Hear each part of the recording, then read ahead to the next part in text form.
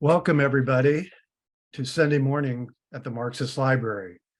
A quick note before we start, this session is being recorded and will be posted on YouTube in a couple of days. Also, a link on our website, ICSSmarx.org.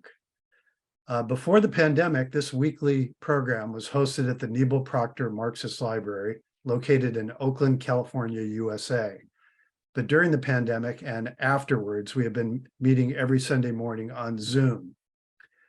Because of this, we may have to rename our program Good Morning, Good Afternoon, and Good Evening from the Marxist Library, because we now have attendees and speakers from throughout the United States and from around the world. We've been offering these programs Sunday morning at the Marxist Library for over a decade and a half. And you can sign up for email notifications for future programs, view past programs, and contact us through our website at ICSSmarx.org. That's ICSSmarx.org. We always welcome input, feedback, and suggestions for topics and speakers. My name is Alan Miller. I'm a member of the program committee that organizes Sunday morning at the Marxist Library. And before we start our program, I want to remind everyone that this is a comradely forum for political discourse and debate. As such, we ask that you show respect for our participants and the moderator of today's session. Please note that the opinions expressed during our session are those of the speaker and participants. They do not necessarily represent the ICSS or the Marxist Library. However, we are united in our respect for the work of Karl Marx, and we believe that his work remains relevant today. Our motto is taken from Marx's 11th thesis on Feuerbach, quote, "The philosophers have only interpreted the world in various ways. The point, however, is to change it." Our session today is titled, "I Am Now Become Death, the Destroyer of Worlds." Today marks the 78th anniversary of the atomic bombing of Hiroshima and Nagasaki. And the movie Oppenheimer, on the making of the atomic bomb, is showing in theaters throughout the United States. ICSS member Eugene Ruyle will review in today's talk the history of nuclear weapons and their continuing threat to human existence. Gene is a member of our planning committee and Emeritus Professor of Anthropology and Asian Studies at California State University, Long Beach. And he's also president of Veterans for Peace East Bay Chapter 162. Today's session will have approximately a 1-hour presentation with a short break, followed by questions and comments from session participants until about 12:30 p.m. Pacific time. So let me go ahead and get set up here, if you bear with me for a moment. And I will we'll start the presentation. Let me make Gene co-host, because I think I've got him locked out.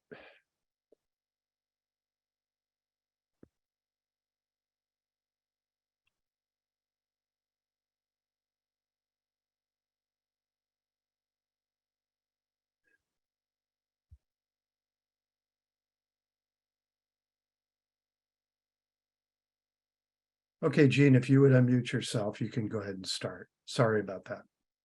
Not a problem. All right, let me share my screen and then we'll get started, okay? Right.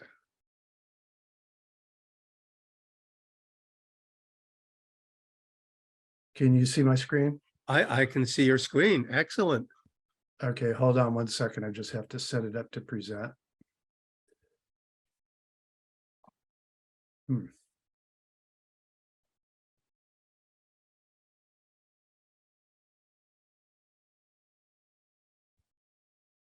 Can you still see it?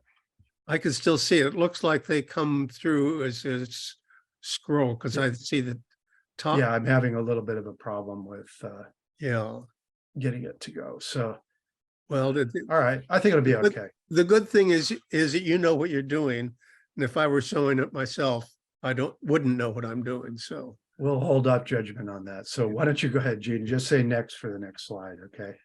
Oh, okay. Okay, this is the 78th anniversary of the atomic bombing of Hiroshima and Nagasaki. And I just want to go over, I think it's appropriate to look at this and not only to put it in the full context of this. Next slide, please. And that's just some information. Next slide, please. And I just want to remark about Daniel Ellsberg, and I'm kind of dedicating this to Daniel Ellsberg for the really tremendous work that he's done, not only with the Pentagon Papers, where he talked about, revealed the war plans in Vietnam, but also his confessions of a nuclear bomb maker, of a nuclear bomb. Well, I forget what it is, but at any rate, excellent. And he's one of our heroes that we have in the movement. Next slide, please. I just put the sources here, primarily Daniel Ellsberg, The Doomsday Machine, and his introduction called A Mutiny, and also an excellent little book, which is out of print, To Win a Nuclear War, The Pentagon's Secret War Plans, by Michio Kaku and Daniel Axelrod. Next slide, please. And next, okay, major points. First of all, points I want to make here, first of all, that the nuclear weapons are the primary existential threat to our species. It's worse than climate change, pollution, and even COVID. Secondly, the United States is primarily responsible for this situation. We designed the nuclear weapons, we used them at Hiroshima and Nagasaki, and we have continued to use them to threaten other nations, even our allies. So therefore, this means it is our responsibility as Americans to abolish nukes, even though the Biden administration has a first use policy on nuclear weapons. And then we also need to say, what is our responsibility as Marxists? And we'll touch on that at the end. So the first point is that nuclear weapons were made in the USA. And I think we need to keep that in mind. Next slide. And this just a mugshots of the villains of the piece. Robert Oppenheimer. Next slide. Albert Einstein, who urged the United States to build the first atomic bomb in 1939, and he later called this a mistake. Next slide. Robert Oppenheimer again, American theoretical physicist. Next slide.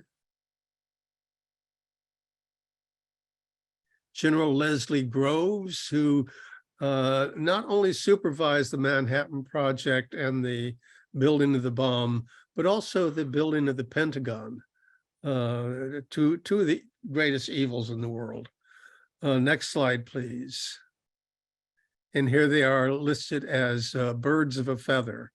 They apparently work together very well. Next slide, please. Ernest Lawrence, who invented the cyclotron, and he has a couple of labs named after him in Livermore and at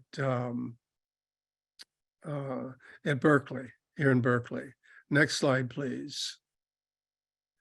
Edward Teller also worked on the production of the first atomic bomb and also led to the development of the world's first thermonuclear weapon, the hydrogen bomb. Next slide, please.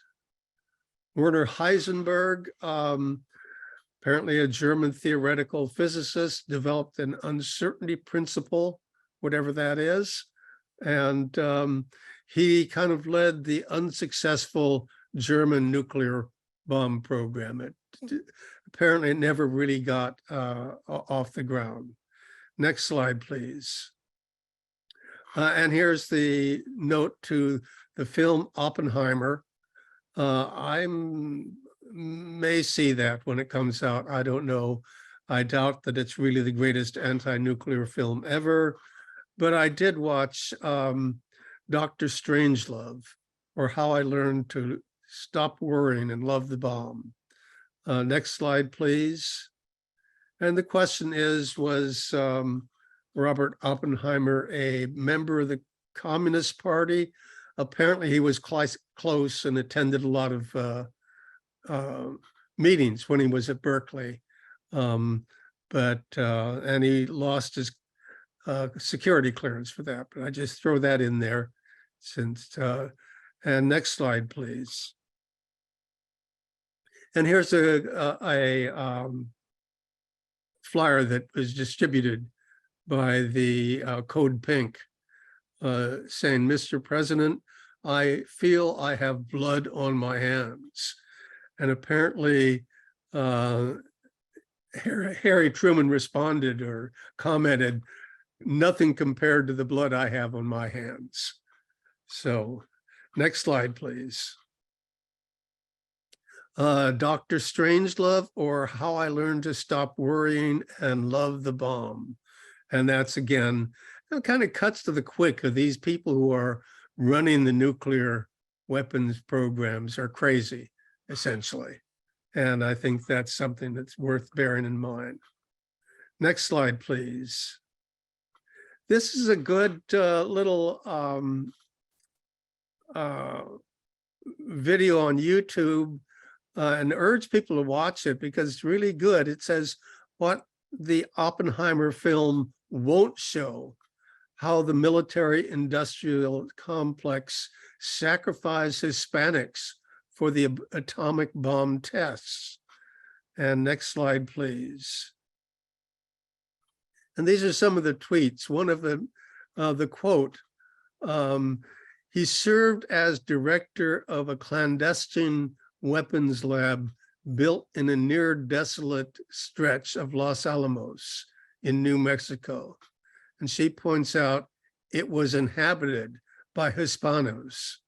They were given less than 24 hours to leave. Their farms were bulldozed. Next slide, please. And two of her other tweets. Many of these families had been on the same land for centuries. Oppenheimer crew literally shot all their livestock through the head and bulldozed them. People fled on foot with nowhere to go. Land rich, money poor. Their land was seized by the government. And apparently in seizing the land, the white landowners were all paid compensation through eminent domain of something like $275 an acre. The Hispanos were paid $7 an acre, if even that. Sometimes it was just taken. And all of the Hispano men who were displaced by the labs were later hired to work with beryllium by Oppenheimer. The white men got protective gear. The Hispano men did not. Next slide, please. And there was some collateral damage even there. This is a young woman, I don't have her name there, but they were kind of on a overnight camping trip in the area during the time of the explosion in 1945. They were knocked out of their bunks, literally knocked out of their bunks. And then the next day when they went out they could see what they thought was snow falling. There's all this white stuff falling from the sky, and it was curious. Here it was snowing in the middle of summer. It was warm, and they took the snow, they thought, and rubbed it into their faces because they were just it was just such a new experience for them. And only of the dozen girls that were on that little camping expedition, only one survived. The rest died of various cancers within 10 years or so. I forget, don't have the actual thing there. Next slide, please. So yeah, of the 12 girls that attended the camp, the woman, Barbara Kent, was the only survivor. The others died of various cancers. Next slide, please. Okay, well, the nuclear weapons tests of the Soviet Union were performed in 1949 and between 1949 and 1990 as part of the nuclear arms race. The Soviet Union, there's the numbers there. I think I'm going to come back to this. So next slide, please. And this is the so-called Radiation Exposure Recovery Act that I think the United States government, I didn't write down how much they have spent reimbursing the people who were affected by the nuclear weapons tests, the fallout there. And you can see it covers most of the Western United States. Next slide, please. Yeah, and here's the comment on it. When the United States entered the nuclear age, it did so recklessly. New research suggests that the hidden cost of developing nuclear weapons were far larger than previous estimates, with radioactive fallout responsible for 340,000 to 690,000 American deaths from 1951 to 1993. And that's, and this, the question we have to ask is, was it really necessary to test those weapons, to pollute the earth in this way? I mean, we already knew from Hiroshima and Nagasaki how bad they were, but why did they need to be tested? I'm not a nuclear physicist. I don't understand these things, but it's a question I think we need to ask. Next slide, please. Okay, as we'll see, the United States, people were so totally outraged. Humanity was outraged. And this was the first item on the agenda of the United Nations to basically control, put nuclear weapons and nuclear materials under the control of the United Nations. But as we'll see, the United States stopped that plan. And so you've seen the growth of nuclear weapons. United States and Russia, vastly ahead of everyone else. Others, UK, France, China, just a couple of hundred each. Next slide, please. And this shocked the United States when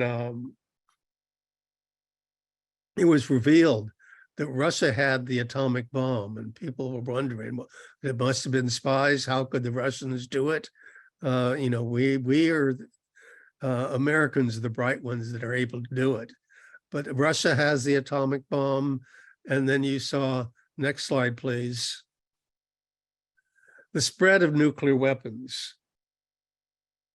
United States, 1945, Russia, 1949, United Kingdom, 1952, France, in 1960, China, 1964, Israel, it's not clear when they got them, or won't even say that they do have them. India and Pakistan, and then later on, and then Korea, again, it's not clear how many they have. Next slide, please. But I want to comment on Mao, because Mao, as Mao said, in today's world, if we don't want to be bullied by others, we should have these atomic weapons by all means. And this was because Mao didn't really feel he could trust the Russians to defend China. And this was after threats to use nuclear weapons in Korea and in the tension over the Taiwan Straits. So Mao decided that they needed to have nuclear weapons. But next slide, please. China is one of 5 nuclear weapons recognized by the Nuclear Non-Proliferation Treaty, which China ratified in 1992. But China is the only nuclear weapon state to give an unqualified security assurance to non-nuclear weapon states, quote, China undertakes not to use or threaten to use nuclear weapons against non-nuclear weapon states or nuclear weapon-free zones at any time under any circumstance. China's policy has always been one of the no first use rule, while maintaining a deterrent retaliatory force targeted to countervalue targets. And as this, China normally stores its nuclear warheads separately from their launching systems, so that there's no such thing as launch on warning, like we have in the United States, and I think every other country has. They're separate. They feel that, well, if they're attacked, they can have a retaliatory force, but they don't need to launch on warning, which is an important characteristic there. And they've also signed the UN Treaty on the Proliferation of Nuclear Weapons, which is a binding agreement, incidentally, for the total elimination of nuclear weapons. Next slide, please. And here's the Chinese people celebrating the fact that they have nuclear weapons now, which gives them, as Mao said, some protection. Next slide, please. Okay, I'm not sure where this should have gone, but this is just the Manhattan Project, their facilities. And you see, this is part of how the military-industrial complex really got its start, because this is all over the United States. They had various aspects of the Manhattan Project that created the nuclear bomb all over the country. Next slide, please. And this is the Trinity explosion, 16 microseconds after detonation. Next slide, please. And I was struck by this because the first thing that the United States did when they exploded this nuclear weapon was to lie about it. People asked about a bright flash in the early morning, and this was said to be from the explosion of a remotely located ammunition magazine containing a considerable amount of high explosives and pyrotechnics. This was just a flat out lie. And I think it's significant that the United States entered the nuclear age by telling a lie. And they've continued to do that consistently, as we all know. Next slide, please. Okay, this is just a little bit more on that big lie. Next slide, please. Next slide, okay. Okay, as about these nuclear weapons tests, which again, why do they need tests if it, they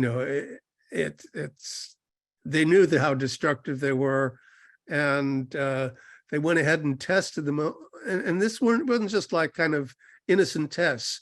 These were tests, as we said, have led to deaths of hundreds of thousands of people. The United States conducted the most, 48%, 48.7%, mostly in the Western United States and the South Pacific.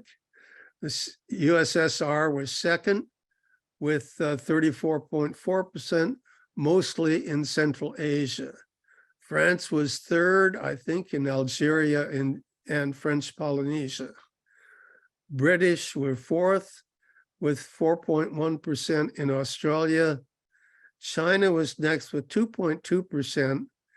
And again, North Korea is uncertain, possibly 2.83% in North Korea itself, I think. And then India, Pakistan, and Israel have also participated, but with far lesser tests. Next slide, please. Okay, did the A-bomb end World War II?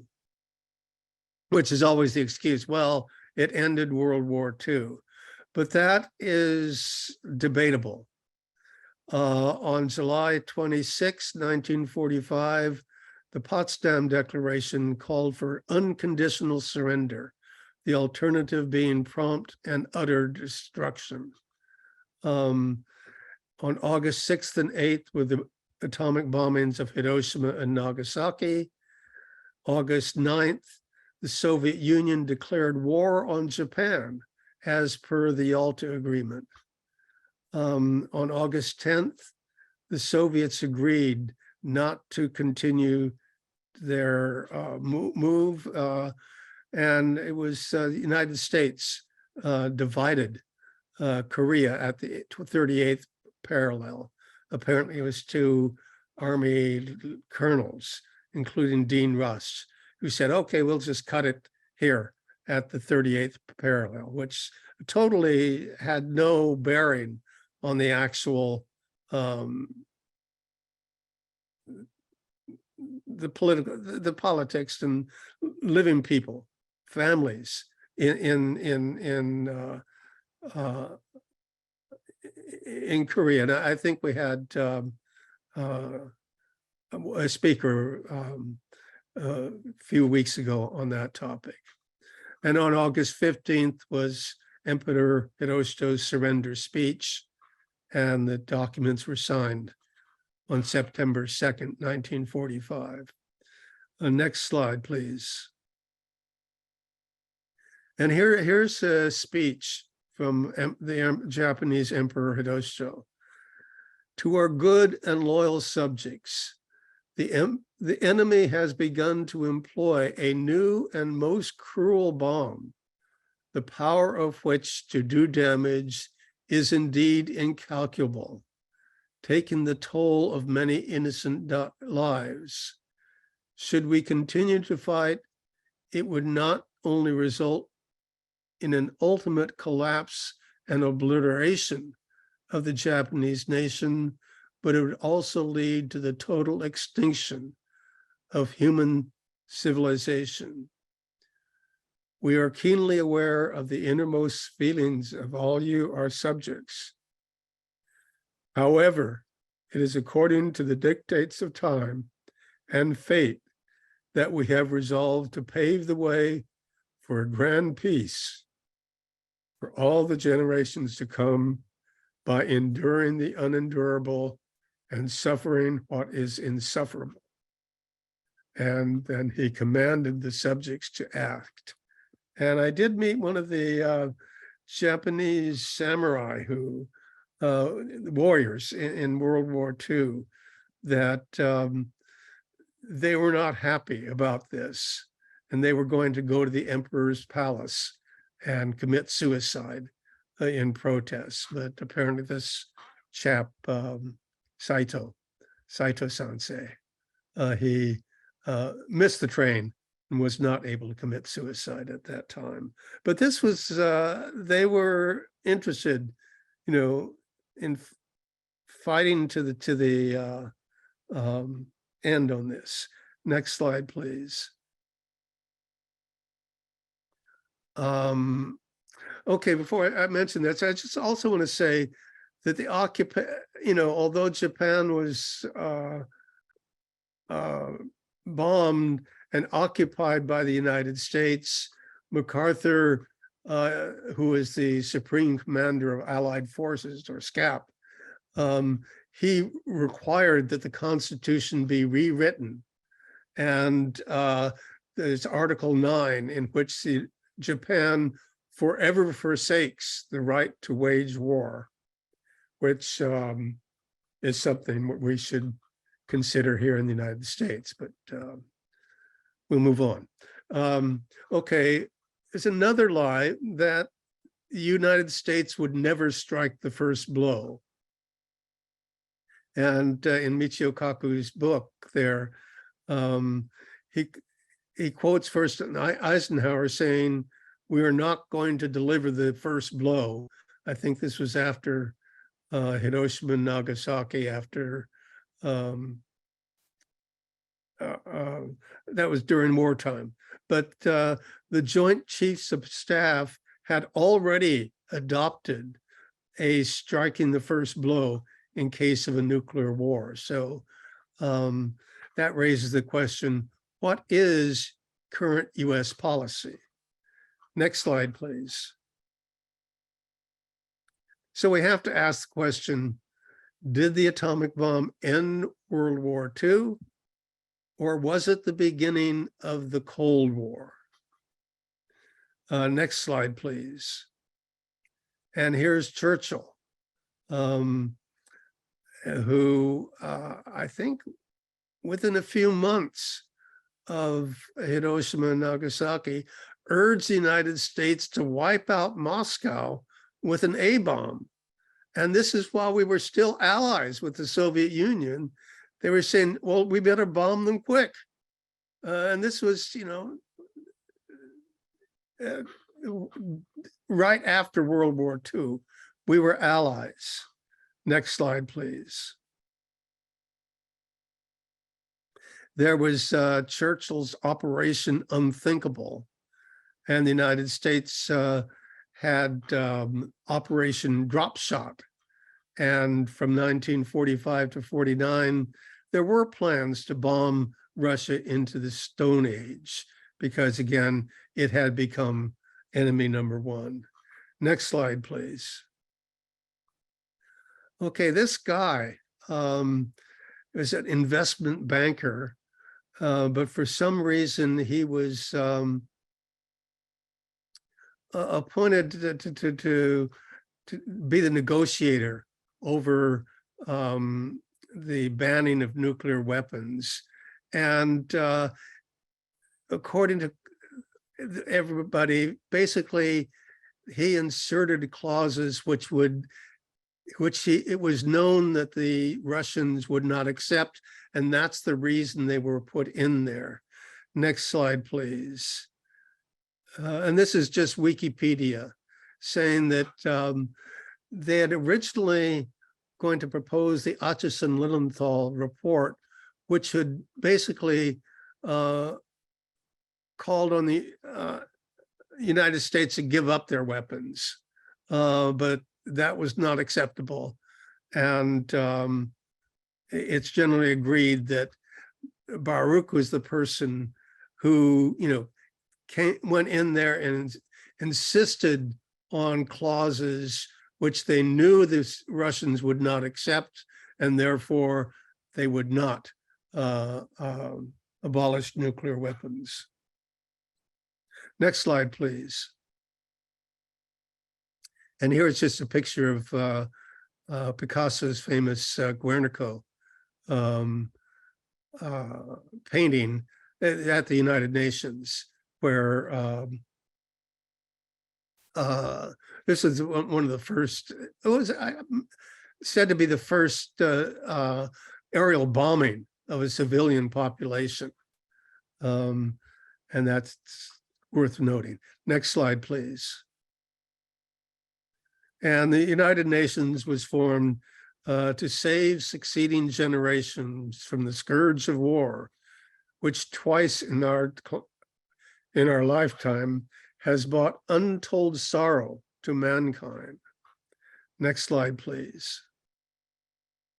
And the very first item on their agenda, as I said, was the establishment of a commission to deal with the problems raised by the discovery of atomic weapons.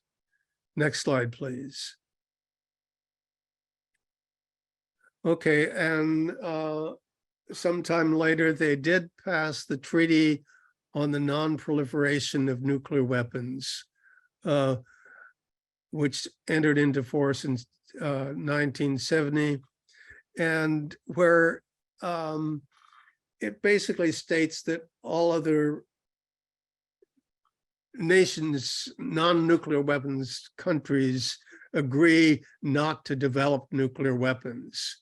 But in exchange for this, Article 6 says that each of the parties to the treaty, namely the nuclear weapon states, will pursue negotiations in good faith on effective measures to cessation of the nuclear arms race at an early date and to nuclear disarmament, and on a treaty on general and complete disarmament. And the operative faith there is on good faith. And it's generally agreed that the United States is not there negotiating in good faith. They're negotiating to just negotiate, the way some of our employers like to do when unions have contract negotiations coming up. Next slide, please. Okay, there's also the international campaign to abolish nuclear weapons, which was signed by 110 countries by 2022. And again, ICANN, the international campaign to abolish nuclear weapons, is a very important step and deserves to be endorsed. And I think, I don't believe the United States has signed that. Next slide, please. Okay, this is, I don't know if people remember this, but in Hawaii, 1918, on the early morning, there was a warning accidentally alerted saying, well, next slide, please. This is just a cartoon. After there was a nuclear weapons alert, there was chaos. This is just a cartoon of that. Next slide, please. Here's the threat from CNN. Ballistic missile threat inbound to Hawaii. Seek immediate shelter. This is not a drill. Next slide, please. And here's Tulsi Gabbard, when she was running for president, said, we're talking about an existential threat, complete and total annihilation within minutes. The threat of nuclear attack is not a game. We all received a very real wake-up call last year when we thought our country was under attack. Our leaders have lied to us. They lied to our faces. They tell us to seek shelter when there's no shelter to be found. And that was Tulsi Gabbard back in 2019. Next slide. Just a picture of Tulsi. Next slide, please. Okay, this was not the first, last, or even the most serious false alarm.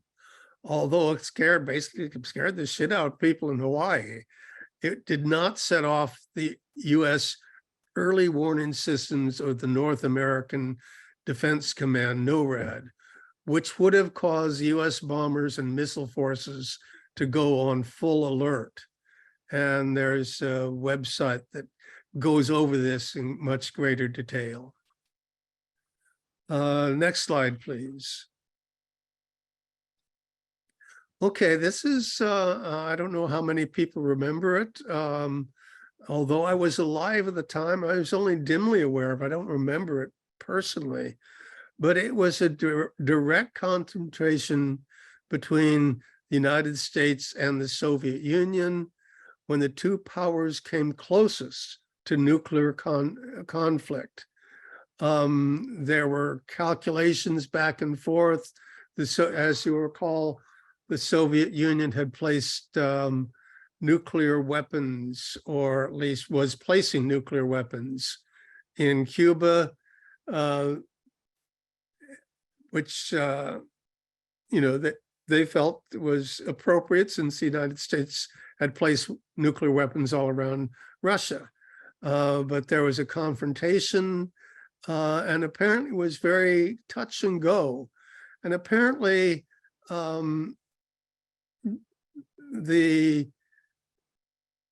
there was a real, as I think it was Alan Dulles said something to the effect, we were eyeball to eyeball with the other fellow, and the other fellow blinked.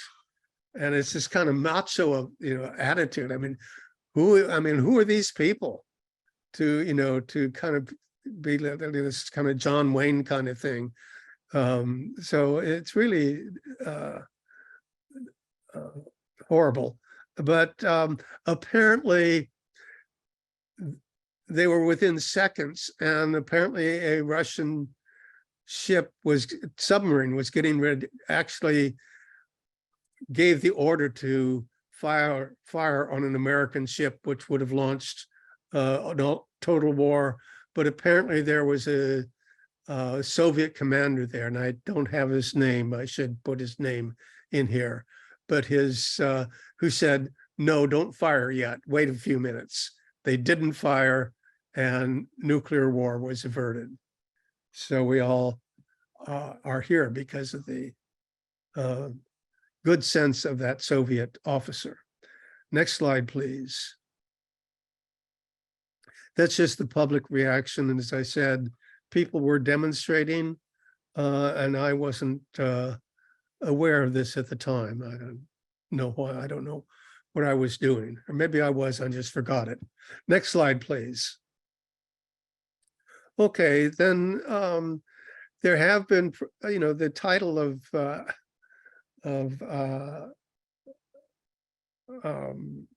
Ellsberg's essay is, Protest and Survive. And that's a good thing. So a good advice. Ban the bomb demonstrations as early as 1949 in terms of nuclear weapons. Next slide.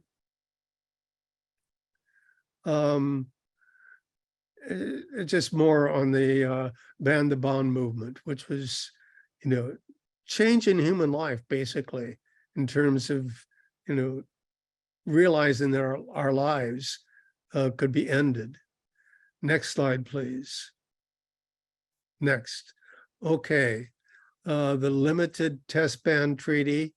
We've covered that, I think. That was a result of these demonstrations. Next slide, please. Okay, sleepwalking to Armageddon. And next slide, please. Here's Helen Caldecott, again, one of our heroes, I think.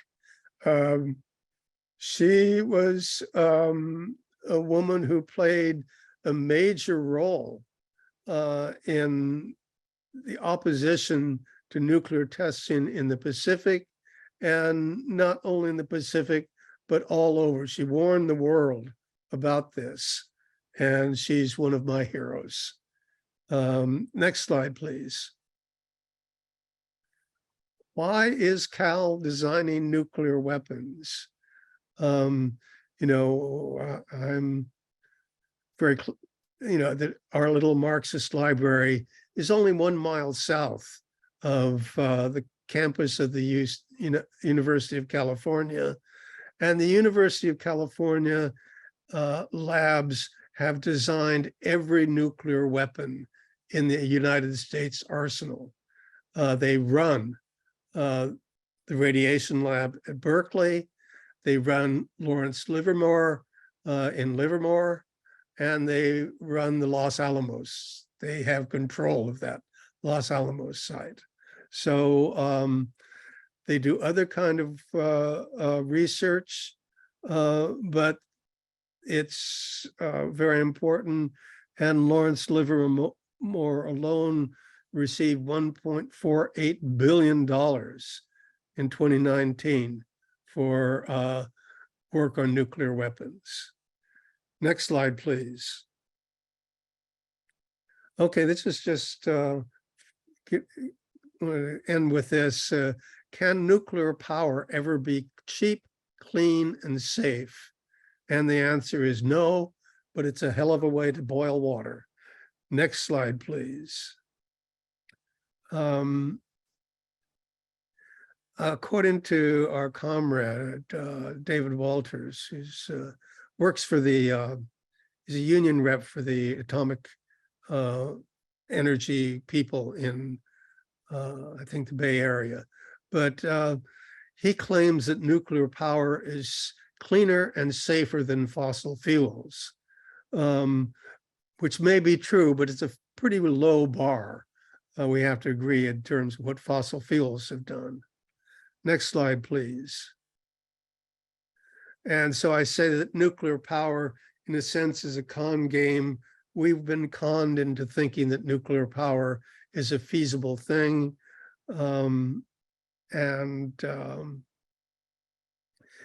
Disney released a film, Our Friend the Atom, trying to create a favorable attitude towards nuclear energy, because look, nuclear power is our friends. Next slide, please. Oh, and again, as a result of this, this push to make nuclear power acceptable was accompanied by the biggest jump in actual building warheads. So there's a kind of nice slide. It deserves to be a big wall poster, but it's the two-headed monster of poison fire, beginning with the mining of nuclear, uranium and plutonium, the waste and all. So next slide, please. Atoms for peace. Our friend the atom. Next slide, please. Again, just to show this Public Relations Act that we were involved with for nuclear power, but also carried with it, you can't have one without the other. Next slide, please. And I put this quote in here from Thomas Edison. You know, we should be using nature's inexhaustible resources of energy, the sun, wind, and tide. I had put my money on the sun and solar power. What a source of power. I hope we don't have to wait until we run out of coal and oil before we tackle that. That was back in 1931. So next slide. And this is our former president, Donald J. Trump, who said, well, if we have them, why can't we use them? And Daniel Ellsberg's response is, we do. We use them every day when we threaten other other powers with them. Next slide, please. The Biden policy allows first use of nuclear weapons. Senior U.S. officials said that Biden has decided not to follow through on his 2020 pledge to declare that the sole purpose of nuclear weapons is to deter a nuclear attack on the United States and its allies. Instead, he approved a version of the Obama administration that leaves the option open not only to use nuclear weapons in retaliation, but also to respond to non-nuclear threats. And we see that in the Ukraine, basically as we speak. Next slide, please. Current spending on nuclear weapons. Energy Department plans to spend $60 billion a year on developing nuclear forces. And exactly what that's needed for, I don't know, but next slide, please. So we have the no nuke sign. Next slide, what to do about this. And I just want to mention, first of all, two organizations. Code Pink, a feminist organization working to end US warfare and imperialism, support peace and human rights initiatives, and redirect resources into healthcare, green education, jobs, and other life-affirming programs. And I don't think anybody can, the way you join Code Pink, they're really an activist organization. You see them all the time interrupting congressional hearings and so forth, and being dragged out of the room. And I don't know if you can join them other than maybe wearing pink at no nukes or environmental demonstration. But they're a very good activist organization, and urge you to join them if you can. Next slide, please. And I think they do allow men to join. And the other thing is they have these calling parties where they call their local Congress creatures to vote against certain legislation, which is obnoxious. Legislation is obnoxious, even though Congress people think they're obnoxious, but they're right on women. And also Veterans for Peace, which is my favorite organization, a humanitarian and educational organization dedicated to the abolishment of war.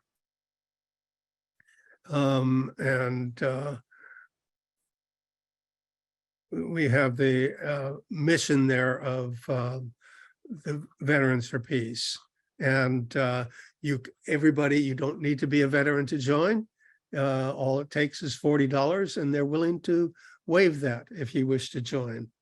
So a plea for my own organization there. Next slide, please. Okay, this is just a reminder of the result of Hiroshima and Nagasaki. Next slide, please. And this goes to the comment I made earlier about what is our responsibility as Marxists. And I have a quote from George Lukács in 1949, which remains true. There's plenty of darkness around us now, just as there was between the two wars. Those who wish to despair can find cause enough and more in our everyday life. Marxism does not console anyone by playing down difficulties or minimizing the material and moral darkness which surrounds us today. The difference is only, but in this only lies a whole world, that Marxism has a grasp of the main lines of human development and recognizes its laws. Those who have arrived at such knowledge know, in spite of all temporary darkness, both whence we have come and where we are going. And those who know this find the world change in their eyes. They see purposeful development where formerly only a blind, scentless confusion surrounded them, where the philosophy of despair weeps for the collapse of a world and the destruction of culture. Marxists watch the birth pangs of a new world and assist in the mitigating the pangs of labor. And next slide, please. And I'll just have a picture of my good friend, Xi Jinping. And that's the last slide, I think. Next slide. I mean it. It's the all. Next slide. That's it. And I do have a slide, next slide of the doomsday clock, which just is the guess about how close we are to doomsday. So that's it. I'll stop there.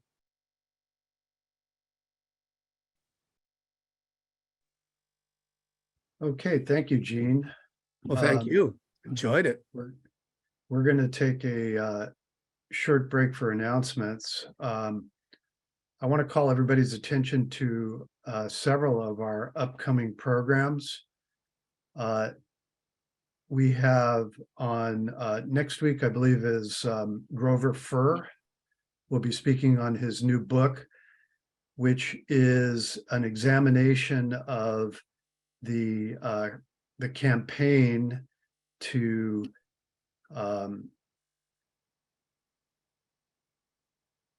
I forget the name of the Russian Jewish intellectual who was charged with Stalin was charged with having him murdered in the post-war period. So very interesting. Some of us have heard him speak about it. It's a good talk about the nuts and bolts of how academic work is used to reinforce, propagate, and generate anti-Soviet and anti-Stalin ideas. So I urge people to check in on that. Following that, we have our very own Mehmet will be speaking on an update on the situation in Turkey. Turkey is very much in the news these days. Not only was there recently an election, but also Turkey is at the center, well, literally in between the conflict between Russia and NATO. And I think he has some very interesting observations. He will be speaking to us from Turkey, so we'll get a very good, up-to-date, a very current report about what's going on in Turkey. And then following that, we have Mary Louise Patterson will be speaking at the end of the month on her parents who were communist intellectuals during the 1930s, during the Harlem Renaissance. She wrote a book about it, and she'll be talking about her parents and her parents' relationship with Langston Hughes. Should be a very interesting program. She's based here in the San Francisco Bay Area in Berkeley. So we have a lot of good programs that are coming up. If you wish to be notified by email and receive the link to future programs, go to our website at ICSSmarks.org and sign up. There'll be a pop-up that'll come when you first visit the site. And if you sign up, you will be added. If you fill in the pop-up and submit it, you'll be added to our email notification list. We keep it private. We do not distribute it. We do not publish it. We don't sell it. But you will receive weekly notifications, including the links to future programs. We also have links to the videos of our past programs going back quite a few years. Actually, we have quite a library of past programs up there. Finally, if you wish to make a donation, go to our website, ICSSmarks.org. You can get information about how to donate to support our work. And you can also send us a message through the contact form that is present on the website and available for you to contact us. So with that, I think that what we're going to do is we're going to move to the discussion part of today's session. And what I'm going to do is I'm going to call on people. I'm going to ask people to please keep your comments and questions to about 2 minutes, maybe 2 to 3 minutes, depending on how much time we have left. What I want to do is I'll take people in, try to take people in the order in which you raise your hand, although I've been busy for the last few minutes and I haven't seen how people have come up. So we'll start off with who's ever up there. We're going to ask people to comment on the topics raised during the presentation. You're also welcome to comment on some of the issues that Gene brought up. The Oppenheimer film, if you've seen it, if you have any comments about that, the anniversary of the bombing of Hiroshima and Nagasaki. And also Gene had talked about nuclear weapons and the threat of nuclear war and even nuclear energy. So we have about 5 different topics that were brought up during the presentation. Feel free to comment. Please show respect for the moderator and other participants. And with that, I'm going to start with Kit. So hold on a second. Let me just allow you to unmute yourself. So Kit, if you would please unmute yourself and make your comment. Hi, good morning. Thank you very much, Eugene, for your presentation. I thought that was an excellent presentation that you did, and it's very timely, very useful, and educational for everyone. And I really think that I wish we could have had this presentation sooner, but it still comes in time for what's happening this weekend regarding remembering Nagasaki and Hiroshima. I want to comment that the movie, we did see the movie, we enjoyed it. We also saw Barbie later after that to compare the two. They're totally 2 different films on opposite spectrums, but I know that there's like this Hollywood component which distorts how information is disseminated to the public. And right now, Barbie is winning the attendance award, polls in terms of how many people are seeing it. And it tends to be more of a family film as opposed to Oppenheimer, which is an adult film because they had to throw sex in there.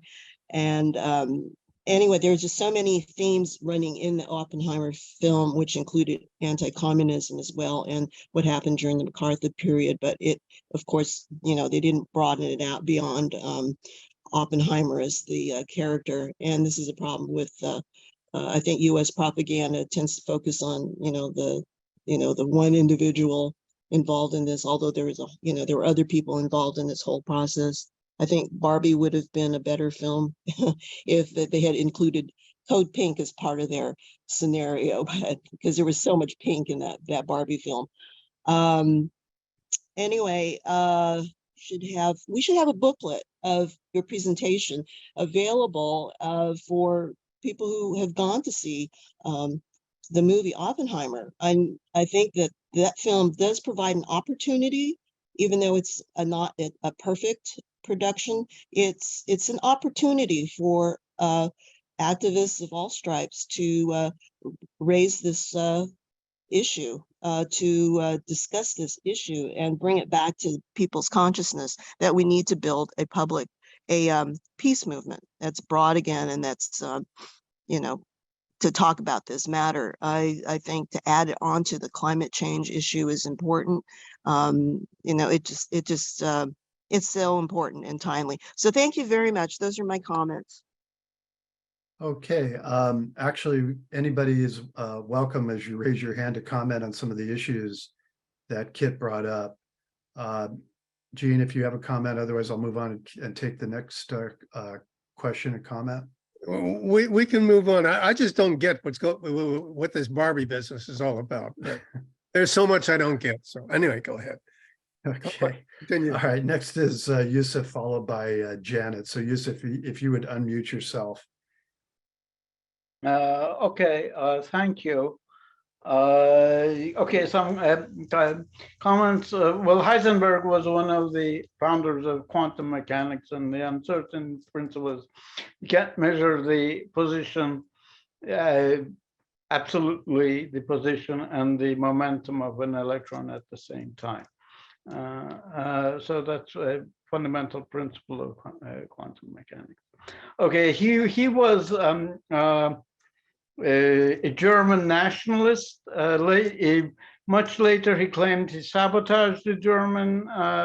nuclear efforts, but while in a detention in a villa, at first, and when he heard about in England, which was bugged, he was detained with other Germans. At first, he expressed this belief about the nuclear bomb, and but later he sort of said he realized where he had gone wrong. He basically made a mistake. He thought that heavy water, he concentrated on heavy water as a moderator of neutrons to slow them down, whereas carbon in the US effort was better. And also the heavy water experiments were sabotaged by Allied commandos. The delivery of heavy water was sabotaged. Robert Oppenheimer's younger brother, Frank, he was more active in the Communist Party, and he was blacklisted. He couldn't get a job during the McCarthy era, but there was much lobbying and threats of quitting by other physicists, and I think he was eventually given employment. I've met many of the physicists through my father, who worked on the Manhattan project. So far, I'll let it suffice. Yeah. Okay, I want to. Thank you for that. Go ahead. Go ahead. I just want to thank you for that information on Heisenberg, because he is a very interesting guy. And I did watch one video that did a reenactment of his experiment with, using water, and it showed it explain, but he had to run out of the room and so forth. And I don't know how correct that was, but yeah, he was an interesting person, and whether he's, the question of whether he's a Nazi or if just a patriotic German who, we're all patriotic Americans, but we have Bush and Biden and Trump. So anyway, thank you. Okay, I just want to remind people, if you have any questions or comments, you should go to the reactions button at the bottom of your screen and raise your hand, and we'll take your questions and comments in order. Try to keep them to about 2 or 3 minutes. Next will be Janet, Sharon, Citizen One, and then Sharat. So Janet, please proceed. Yes, thank you, Alan. Yeah, thank you, Gene. Great presentation. I'm wondering if you would be willing to share the slideshow with us somehow. I have not seen Oppenheimer. It's playing at the Grand Lake Theater, by the way. I believe it still is. But I did see Oliver Stone's Nuclear Now, and I was very impressed. I'm wondering if you've seen it. I urge everybody to watch that. I think it gives some excellent arguments against the, the green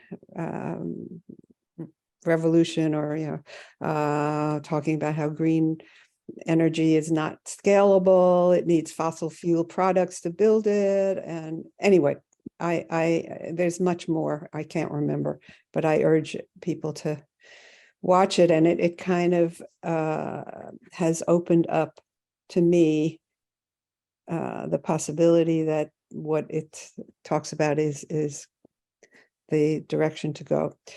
That said, I have a couple of questions. Were the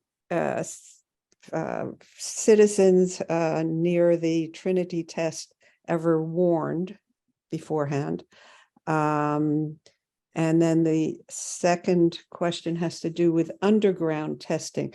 Weren't there underground testing of atomic bombs or something. I don't know. I'm just, I don't think you talked about that underground testing. Thank you.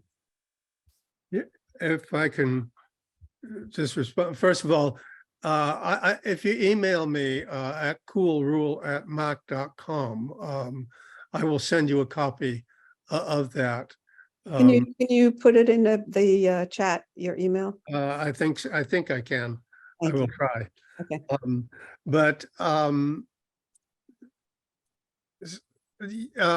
And the other thing that I found was very good was that I mentioned that woman that has a YouTube video on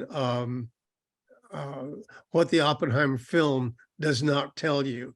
And that's really very good. And it's about a 35-minute film, I think. But I would urge people to watch that as well. Let's see. But basically, no, people were not warned. That's part of it about the, the important point is that they just did this and they said, well, this is uninhabited. Well, no, it wasn't uninhabited. And that they did test open air testing for many years. But I think at a certain, not only in the United States, but also in Polynesia and in the Soviet Union. And it was outrage about this that forced them to start doing underground testing rather than atmospheric testing. And that was, I think, the Test Ban Treaty, I'm not sure. I tried to write down the dates because I knew I wouldn't remember them. But yeah, and I will put my, and was there another question on that? Yes, about underground testing. Oh, I think underground testing is still going on. Of what? Underground testing of what? Nuclear bombs. Right, and when did it start?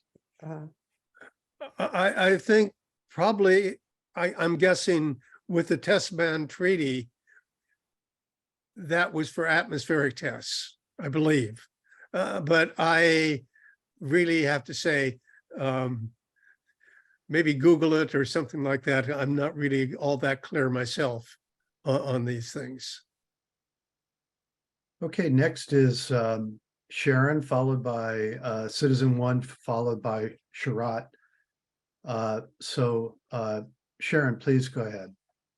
Thank you. I just have a couple of comments. So I think it's really clear that the motivation for dropping both bombs was to stop the USSR and to give them a warning. And it was the initial salvo of the Cold War. So the Russians were knocking down the Japanese because the war in Europe had ended a couple of months before. The Russians were sweeping through Manchuria, throwing the Japanese out of China, and they expected that they would be part of the occupation forces in Japan. And so the US did not want that to happen, and dropping those two bombs was a way to stop them as well as to warn them that they were going to be next. Because it was quite clear that Japan had already been pretty much defeated with the firebombing of their major cities and in China and elsewhere. I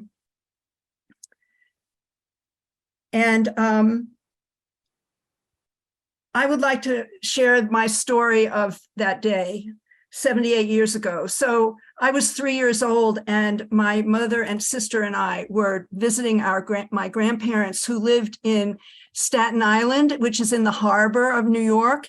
And they had the foghorns blaring when the news came that the war was over. And people were running in and out of my grandmother's house, hugging and kissing and jumping up and down. But my grandfather was weeping. So I asked my mother, why is Grandpa crying? And she said, because our country dropped a terrible bomb on the people of Japan. And there were no images yet of that, but, just they knew about it from listening to the radio and reading the New York Times. So I remember that as the day that I was recruited to the anti-nuclear movement. In my opinion, forcing the USSR to develop nuclear weapons and in self-defense in the whole policy of mutually assured destruction contributed enormously to the downfall of socialism in the USSR, because the resources that they had to or chose to spend were enormously significant. And we have to remember they had already lost close to 30 million people and the destruction of huge important parts of the USSR that had to be rebuilt after the war. And on the Cuban Missile Crisis, I believe that the US blinked, because the deal was that they would take away their missiles from Turkey, which is where the US was surrounding the whole southern part of the Soviet Union. No, not the whole, but the southern part of Russia, to be sure. And so it's fine for them. They can claim all they want that it was the Russians, that it was Khrushchev that blinked. But in fact, I think it was Kennedy who blinked. That's all. Those are all my comments. Thank you. If I could just say a couple, I agree with everything you said there, Sharon. And when I said, I asked this a question, was this the end of World War II or the start of the Cold War? That was a rhetorical question. Yes, it was. And there's no two ways about that. And the only other comment I think is that I don't know if I was probably 6 or 7, I guess. I forget how old I was, 9 maybe, at this. But, the general feeling, I think, in the United States was great. They got what's coming to them. And also there's interesting question, because I looked at, did some research at one point in terms of the response to the bombing of Japan by the within the Black community. And I forget who it was that said, pointed out that, the United States didn't want to bomb Germany because they were white, but they did, so they used it on the Japs because the Japs is colored. And there was that comment, and I don't think that's necessarily true, but for some reason, this is, after all, America. So we can't put it past the United States. But yeah, absolutely, this was, that was a rhetorical question, and everything else you say there is correct. And the bombing, I think everybody rejoiced that, yes, they deserved it, which is unfortunate, but I think that's it. So, but again, thank you. I agree with all the other comments there. Excellent. Okay, next is Citizen One, followed by Sharat. So Citizen One, please go ahead. Okay, as a former active audiophile, I always like to do a sound check. You can hear me? Yeah, you're fine. Okay, thank you. Thank you. Okay, just a few points I'd like to make. If anyone read Daniel Ellsberg's book, The Doomsday Machine, it's an excellent book, but the most amazing comment to me, as some of you may know, was that it was US Cold War policy that if the US ever launched a nuclear strike against the Soviet Union or responded to a nuclear strike from the Soviet Union, the US was also going to simultaneously launch a nuclear strike against China. So I don't know how many people knew that, but I thought that was amazing in the negative sense.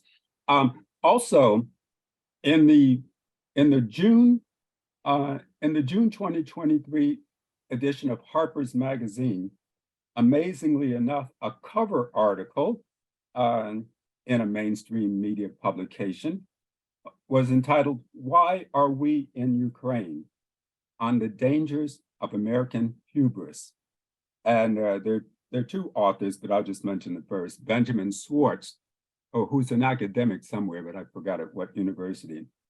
And the interesting thing about that article was before I read that article, with the US's reckless behavior, its hubris regarding what I say is this US-provoked proxy war in Ukraine, I felt like the US was being so reckless against, another major intercontinental ballistic missile superpower that the US must have found a way to, through some codes, to turn off all the Russian nuclear missiles. This magazine sort of, to me, indirectly confirmed that supposition, that hypothetical supposition of mine, by pointing out, this in my words, that the psychopaths in suits in Washington, D.C. apparently now believe that they have a viable first strike capability against Russian nuclear missiles. I mean, as incredible as that sounds, that is one of the main points in this article. And again, that's the June 2023 edition of Harper's Magazine, "Why Are We in Ukraine? On the Dangers of American Hubris." I say that, in fact, today we have World War III. We have a Western, international, intercontinental war against Russia. And I say that the difference is, so far, it hasn't gone nuclear. And I saw, I guess, a docudrama, I guess that's what it would be called, and let me know when my time is up, about JFK's comments about during the Cuban Missile Crisis about US nuclear missiles in Turkey. And JFK said with regard to that, and this was why he was willing to secretly negotiate with the Soviet Union, JFK said about the American nuclear missiles in Turkey that they, the Soviets, could no longer stand by and do nothing, then we could stand by and do nothing about Soviet missiles in, about Soviet missiles in Cuba. And I would say the same thing today, and I'll end here, that the US knows that Putin in Russia is right about a NATO-armed Ukraine. And plenty of people have made the analogy that what if a hostile military alliance, China or supposedly Russia, entered into a hostile military alliance and started putting advanced weapons in Mexico or Canada. The US would no more stand by and do nothing than Russia could stand by and do nothing about a hostile military alliance on its borders, armed with the latest weapons and nuclear missiles in Ukraine. Thank you. Gene, do you have a Yeah. comment? Or I just very quickly, there was a slide that I wanted to use that said, that our policy is mutual assured destruction or MAD. But I would say that in fact, our actual policy is nuclear use tactically and strategically, or NUTS, and that's the US policy. But again, this book by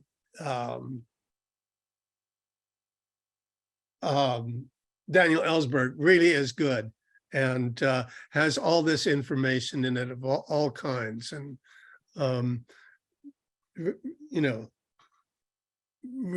just a lot of good information. Thank you. Okay, next is Sharat. So Sharat, please go ahead. Yes, okay, thank you. So thank you, Gene, for this great presentation. I'm glad that, we're spending this day talking about this topic.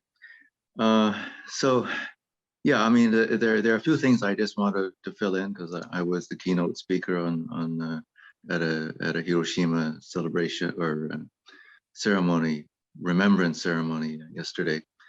The first thing is that we can't let this day pass without mentioning the fact that the Emperor Hirohito of Japan, sent a letter to Joseph Stalin in mid-June of 1945.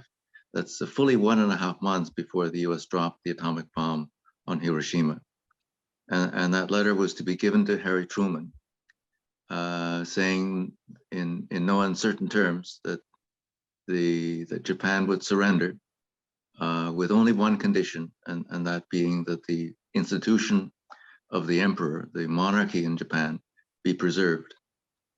And despite that, Truman received that letter. He chose to ignore it and drop the bomb anyway, because, as has been mentioned, because there were several reasons. One being to prevent Russia from entering the war and taking partial credit for the defeat of Japan. The other one, of course, being to show that the U.S. is number one. We're the first to use a nuclear weapon in a first strike.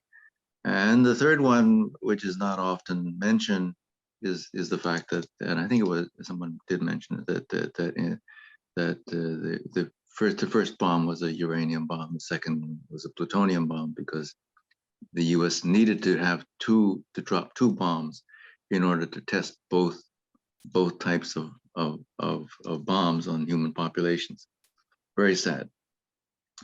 I just wanted to mention very quickly that the focus on the controversy over Robert Oppenheimer was probably his. I haven't seen the film, but was probably his connections to socialists and communists. But he also had, even though he was the father of the bomb, or often called the father of the bomb, he had severe reservations about the hydrogen bomb. And so he, in the process of working on this, he slowly came to understand at least part of the moral reality of what he had created. I just want to mention that you were a little bit hesitant or didn't have the information about how many bombs Israel has. And actually Israel has, according to intelligence sources, has more assembled nuclear warheads than either India or Pakistan, much larger countries have. So they have been a much more serious nuclear power. The only reason that they haven't tested a nuclear weapon is because Israel is the only country in the world where Israelis, US Israeli dual nationals can get security clearances to work in Los Alamos, and they have all of the code to do the simulations that Los Alamos does of nuclear weapons, so that you don't need to have tests which were banned. That is both above ground and underground tests that were banned by the Nuclear Test Ban Treaty. Then the other important thing I want to mention is because you didn't mention this, the Treaty on the Prohibition of Nuclear Weapons. That is the treaty that actually bans nuclear weapons. The NPT does not do this, and this was signed in 2017, came into force in 2021. And of course, the nuclear powers, none of the nuclear powers have signed it. But what's more interesting about the TPNW is that a part of the world that has taken leadership in the banning of other weapons, right, such as biological weapons in 1972, chemical weapons in 1993, landmines in 1997, cluster munitions in 2008. That region is Europe. Western Europe has been leading the world in banning these kinds of evil weapons. And significantly, it is silent on the TPNW. They have not signed it. Why? because most of those countries are members of NATO. And NATO's defense posture requires that every member state enable the placement of nuclear weapons on their soil or in their territorial waters. And so NATO, in fact, is an obstacle to nuclear disarmament. Okay, Gene? Well, thank you for that additional information. Particularly in terms of Israel, and the other thing, and that is curious about the dual citizenship. Yeah, thank you, and I really appreciate those comments. And it's interesting in terms of the Japanese emperor's willingness to surrender provided they keep the imperial institution, and the United States rejected that, saying no, unconditional surrender, which is what they wanted. But then when they did surrender unconditionally, the United States kept the emperor in place because it was useful for social control. So that's interesting. And the Japanese emperor, I think, is the oldest monarchy in the world. Dates back to like 500 AD or so, when the imperial family was founded. So anyway, thank you so much for that additional information. Okay, next is Yusuf, followed by Janet. So Yusuf, go ahead, please. Well, I just a side point. I don't think it was this actual dynasty of the current dynasty that's so old. But it's that Japan was a monarchy since 550 holds true.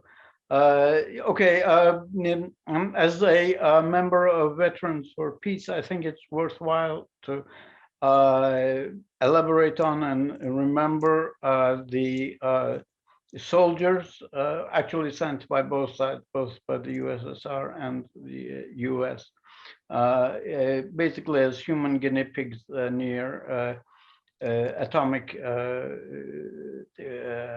tests. Why are there atomic tests? Well, different designs of nuclear weapons are tested, and also batches are tested to see if samples from batches are tested to see if the batch is still viable, and that it's still radioactive, and so on and so forth. And also there was a miscalculation of weather patterns, and I think it resulted in radiation fallout from up to Oregon and Washington, I think. Also in Bikini Atoll, which was has nothing to do with the two-piece bathing suit. Many people died as a result of a shift in weather. Many Polynesians died, fishermen died as a result. So actually, after Nagasaki, there were actually quite a number of in New Haven. We are having one of the atomic soldiers. I think few of them survived to this day, and he is one of them. And we are having him speak against nuclear weapons.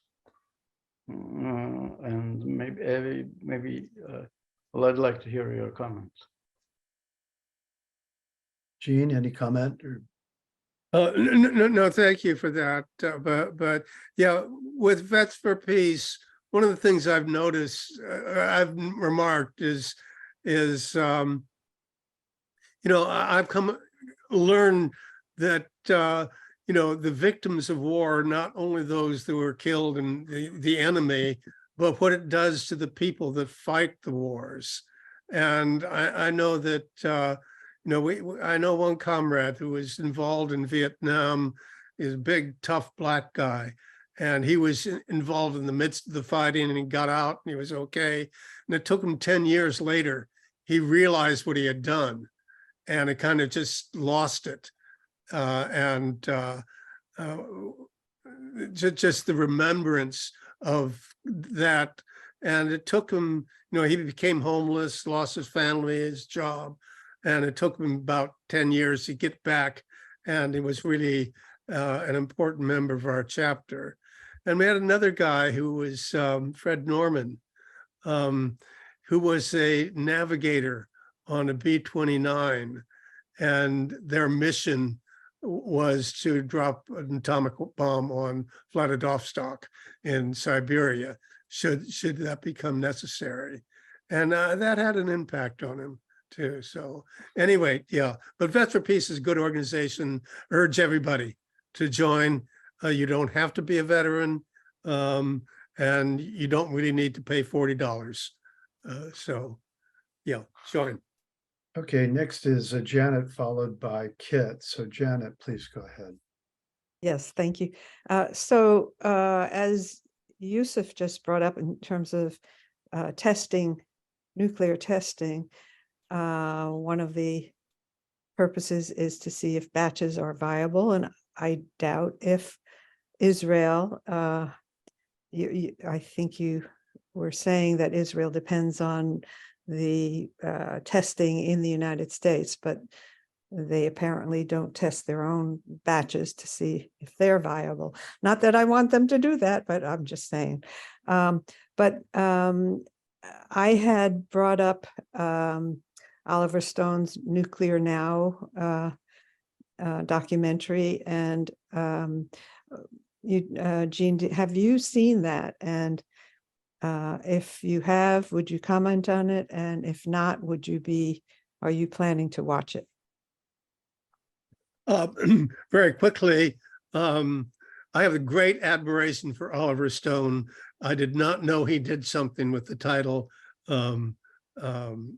Nuclear Now. Yes, I do want to watch it. Thank you. Janet, where is that available to be seen? How do you see it? It's on Amazon. You can rent it or purchase it. That's how I saw it. It's probably Anything elsewhere. else? Probably elsewhere. Anything else? Too. I don't I'm know. sorry? It's Go ahead probably again. elsewhere. It's probably elsewhere too, or might be, but Amazon has it. Okay. Yes, that's Anything great. else, Janet? No, I'm done. Okay. Next is Kit. Okay, Please go ahead. good morning. Hello. Hi, go Okay, ahead. We hear thank you. you again, Eugene. That the movie by Disney, was that called My Friend the Atom? Kit, you're a little bit muffled. There might be a speaker Oh, on or something like that. So please go ahead. See if maybe you my can volume correct is that. Can you hear me now? It's Okay. still a little bit muffled, but go ahead. Oh, Maybe that's get closer to your microphone. okay. Well, I'm talking right into my cell phone. Anyway, I just want to clarify that Disney movie, was that called My Friend the Atom? And that was definitely promoted to children and families at that period. Also, in terms of radiation exposure, I know that in my family, my aunt's husband was a German nuclear scientist, and they had a son who was born with extreme serious deformities. He didn't live past the age of 11. Which is really sad. And he was quite scary to look at. I was a high school student, junior high school, when I met him, my cousin who was born with deformities. But I don't know what kind of nuclear scientist my uncle was, because I was too young at that time to really talk seriously about this issue. I'm going to throw something in here, which I know, well, I believe in people here don't really take seriously, but I'm going to just throw this out here that the public awareness of UFOs became an issue during this period as well, after the bomb was dropped. And the military did cover it up through the Roswell incident, and this has been documented and it's taken seriously by the Pentagon. They're openly discussing this issue. Well, not openly discussing it, but they're concerned about this matter. The U.S. military is concerned about this. Congress has been having hearings about this issue. I'm just bringing this up because there's also an interrelationship about this matter. the UFOs have been documented by both US and Russia and China, and they take it very seriously. The military is afraid of those UFOs because they see it as a threat to US, especially US hegemony in the skies.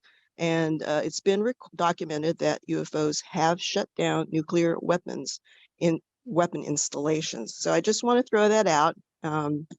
Okay, I just want to say that. Thank you. Okay, next is Carl. If you would go ahead, Carl, please.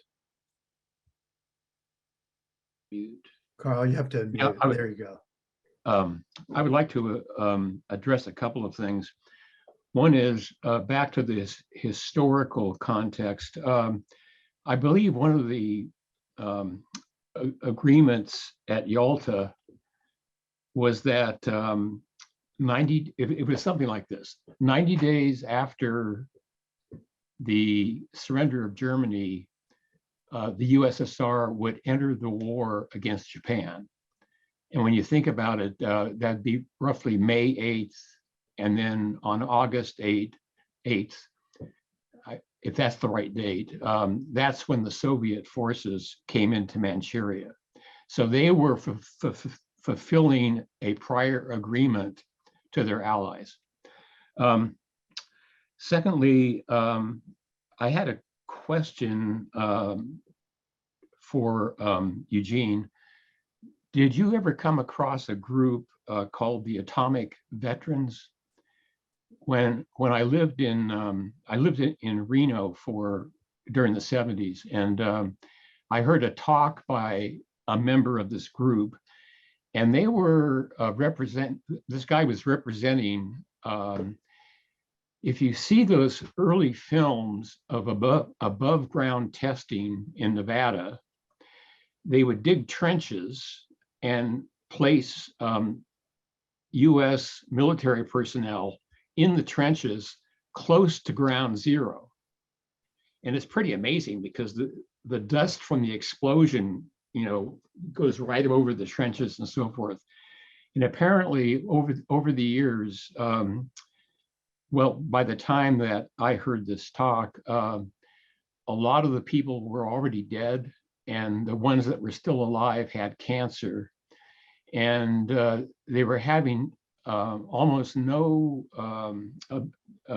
response from the US government or the US military in their cancer condition and what exposure they were required to submit to, during the 50s.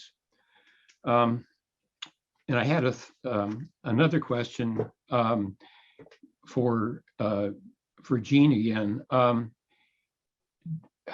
I can remember hearing off and on over the years that you could wage a war using tactical nuclear weapons as opposed to all-out nuclear holocaust. And does this really play a role in the Pentagon's thinking, or the people even in our civilian government that would advocate, for example, using weapons, tactical weapons against Russia right now in regard to the Ukraine crisis and so forth? So it's a question. Go ahead, Gene. Well, thank you. And the answer is yes, I don't have an answer. But it is a very interesting question about, whether the use of tactical nuclear weapons would enable them to be used without the threat of an all-out war. Because I believe Russia has set out some tactical nuclear weapons. And, one of the things I did do is I had a couple of slides that I didn't use. Back in the 50s, the United States was actually trying to build a kind of backpack nuclear weapon and nuclear cannons that you could use to fire these nuclear weapons without causing an all-out war. And the same thing, a soldier could carry one on his back to a certain place and set it up, and it would explode. And I did see a couple of discussions of that, but they were dated back in the 1950s or so. But, yeah, it's really deplorable. And I forget what the other question was. Oh, it was a comment about the atomic veterans. Yeah, I remember that there were a group with some downwinders, and I remember they came to when I was teaching at Long Beach. There's some Indians came. Corbin Harney, I think, was a representative of one of the Paiute unions, or one of the Indian groups there that had been subjected to this. So there was organization, there were people. I think the video of what the Oppenheimer film didn't mention, I think they actually gave children orange juice that had been radiated, just kind of to see what would happen. I mean, that's really what, the things they were doing were just really incredible.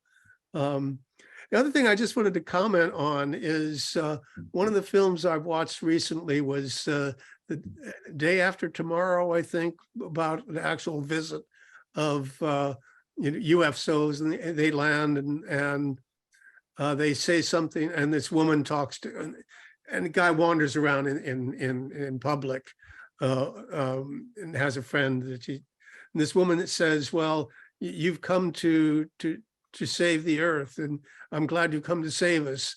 And his comment was, no, I came to save the earth, not you, because if your species lives, you're going to kill off all the other species. But if your species dies, all the other species can live, which is an interesting way of looking at it. But again, not necessarily related. But I don't know whether they shut down, UFOs have shut down any actual nuclear tests or bombs and so forth. And my counter question would be, well, what are they waiting for? They should have done that a long time ago. Anyway, thank you. Okay, so we're getting pretty close to the end here. I'd ask people to please keep your questions and comments short, and then I'm going to ask Gene to do a quick wrap up at the end. So Yusuf, if you would go ahead, followed by Sharat, and then I think we'll wrap it up with Gene's comments. So Yusuf, please. Okay, Carl, I think I answered your question previously. Yes, we are having one from a quote unquote atomic soldier among the people, one of the few survivors in talk Wednesday in New Haven. As far as Israel is concerned, it denies nuclear weapons. It's a very sensitive subject in Israel. This Mordecai Vanunu was arrested for because he blew the whistle on Israel's hydrogen bomb project some time ago. Now, there was a curious incident south of South Africa during the days of apartheid, where the satellites registered a nuclear explosion, but then it was sort of denied and said it was some lightning or something like that, which it wasn't very credible. It's widely believed it was a joint Israel-South Africa project, nuclear test project. Joint Israel-South Africa nuclear test. But it's being denied. It's, as I said, I remember on TV there was a nuclear explosion has been detected And then the next day, oh, well, it was just lightning or something like that. Mordechai Vanunu was actually kidnapped by Israelis from Italy, I believe, and returned to Israel, where he's been subject to incredible restrictions and repressions. Anyway, Sharat, if you'd make the last comment, and then I'll have Gene wrap it up. So go ahead, Sharat. No, just a quick comments on something that was mentioned a little earlier. So the first one is about tactical nuclear weapons, and tactical nuclear weapons are not a substitute for strategic nuclear weapons, but rather they have been considered by various countries. You know, when that country is overwhelmingly overpowered in terms of conventional forces. So one example is Pakistan. So Pakistan is one of the few countries that has declared its willingness to do a first use of nuclear warheads, and declared that a portion of its nuclear warheads are tactical, because it just doesn't have the forces to really effectively counter India's vastly larger forces. Of course, Israel has been absolutely silent on the possibility of first use, and it's one of the countries that is a prime candidate for actually a first use of a tactical nuclear warhead. Anyway, the other issue that came up was about the atomic test on veterans or soldiers. So I actually interviewed a Japanese soldier who was incarcerated at Tule Lake, and he gave a testimony, which I have a video recording of, that he was one of those people who, after incarceration in World War II, he was one of those who wanted to prove his loyalty. So he, after release, after 1945, he enlisted. And one of the things that he was shortly thereafter asked to do was, along with a number of other soldiers, not veterans, these were soldiers on active duty. They were asked to just sit in this trench very close to a nuclear test. And I asked him, because if you do some kind of a test on human beings, first of all, it's immoral to put human life at risk like this. But even if you do, at the least it has to be some kind of a scientific experiment. So I asked him, did you have a medical exam before the test, and did you have a medical exam after the test? He said, no, there was nothing like that. They were just thrown into the trench, and if they survived, okay, pass the test. That's how haphazard this was, how unthinking it was. Okay, Gene, if you would closing comments, we're going to wrap this up. Okay, I was concerned, when we saw that we were going to meet on Sunday, August 6th, I was concerned that I really felt that this would give us an opportunity to discuss this. Not that I'm the world's leading expert on it, but I see a lot of others have thought about this, have done research on various aspects of it, and we need to continue to do that kind of research and continue to bring out all the really ugly details about nuclear weapons, why they were started, all the inherent racism and everything else about them, I think is really important. But, also that, I think nearly everybody says that, nuclear weapons should never be used. I mean, that's something everybody agrees on, yet certain forces, including our own government, the current administration, as well as Trump people, feel that, they are important, that they make us safe or something. And that's just total nonsense. So I think we need to clear our minds of these ideas and, join Vets for Peace. So I'll close with those words. But again, say one of the good things about everything that Code Pink is doing. And as a little book by Ellsberg, Protest and Survive. You have to actually, say the name. It doesn't show. Okay. Protest and Survive. Protest and Survive. I think it's out of print, but Yeah. it should be back in print. So. Okay, Again, thank you very much, everybody. Just want to remind you, next week, we're going to have Grover Furr speaking, followed by Mehmet on Turkey.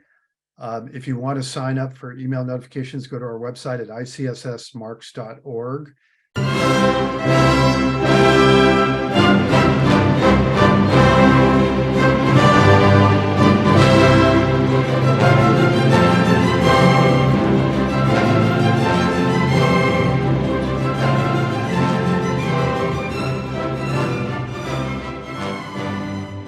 Institute for the Critical Study of Society at the Niebel Proctor Marxist Library receives no corporate funding, nor do we have any paid staff. We rely on the support of working class folks that share our commitment to the socialist legacy of Karl Marx. We continue to need funds to meet necessary expenses. Since we can no longer pass the hat at our in-person forums, please send contributions to our treasurer, either online via PayPal or by check. The PayPal ID is ICSS Sunday, SUNDAY, @yahoo.com. And the name is Richard Fallenbaum. And checks may be made out to Richard Fallenbaum and sent to him at 1225 Nielsen Street, Berkeley, California, 94706. Fallenbaum is spelled Fallenbaum. To donate directly to the Marxist Library, send a check to the Niebel Proctor Marxist Library at 6501 Telegraph Avenue, Oakland, California, 94609, or directly or donate online at www.paypal.me/npml. For information, write to npml at marxistlibr.org, and the website is marxistlibr.org.